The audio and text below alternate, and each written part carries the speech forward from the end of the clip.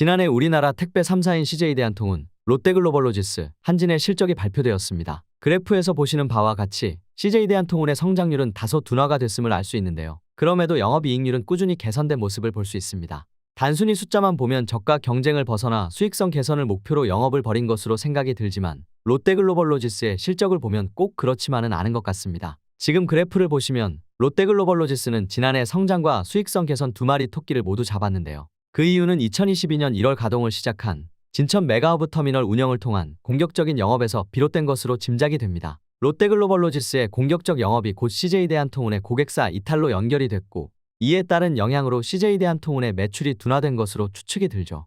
실제로 영업 일선에 있는 실무자들을 만나봐도 롯데글로벌로지스의 캐파 확장이 CJ대한통운 점유율에 영향을 줬을 것이란 목소리가 있습니다. 한진의 경우는 지난해 택배사업 부문 매출이 12.4% 늘었으나 수익성은 악화가 됐는데요.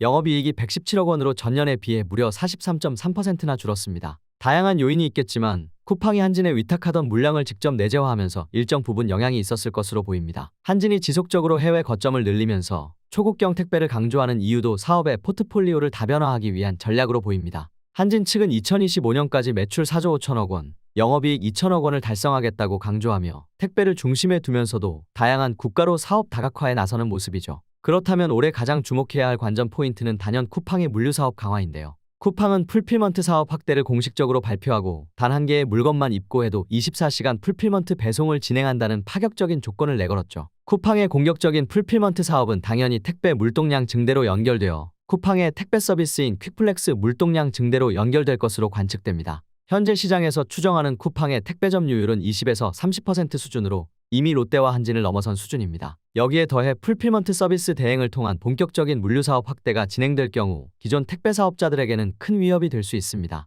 특히 CJ대한통운은 올해 쿠팡과 명운을 건 경쟁을 벌일 것으로 예상이 되는데 이미 로켓 배송을 정조준한 온해 서비스를 론칭하는 등 공격적 행보를 이어가고 있습니다. 로켓 배송과 많은 부분이 유사한데 핫배송을 통한 새벽 배송, 일요 배송 등 택배 서비스를 다각화하는 게 골자입니다. 하지만 과제는 있습니다. CJ대한통운의 직영 택배기사는 약 10% 내외로 알려졌는데 이들이 전국적인 새벽 배송, 일요 배송을 맡아 배송하는 게 과연 가능할지 미지수입니다. 택배노조 또한 새벽 배송이나 일요 배송을 부정적으로 보며 개인 택배기사들이 관련 부분을 협의한 바가 없다고 말했는데요. 이러한 점만 보더라도 향후 CJ대한통운이 개인 사업자인 지입기사들과 협력적 관계를 끌어내지 못할 경우 상당한 갈등에 봉착할 가능성이 농후해 보입니다. 이에 반해 쿠팡은 쿠팡친구와 퀵플렉스를 통한 택배 배송 체계를 이미 안정적으로 구축했으며 이에 더해 쿠팡플렉스 형태까지 배송을 다양화하고 있어 CJ대한통운에 비해 택배 배송의 리스크 관리가 안정적인 것으로 보입니다. 다만 CJ대한통운이 택배기사들과 협력적 관계를 끌어내고 온해 서비스를 시장에 안착시킬 경우 기존 경쟁사들과 초격차를 벌여나갈 것으로 관측됩니다. 단순한 저가 단가 경쟁을 넘어 서비스 품질 경쟁로 전환하는 동시에 규모의 경제에 기반한 합리적 수준으로 서비스를 제공한다면 네이버 도착 보장의 대대적인 흥행을 이끌어낼지도 모르겠습니다. 어쨌거나 올해 택배 기업들이 커다란 변곡점을 맞이한 것은 자명해 보이며 과거와 같은 방식으로는 더 이상 생존하기 어려울 것으로 보입니다.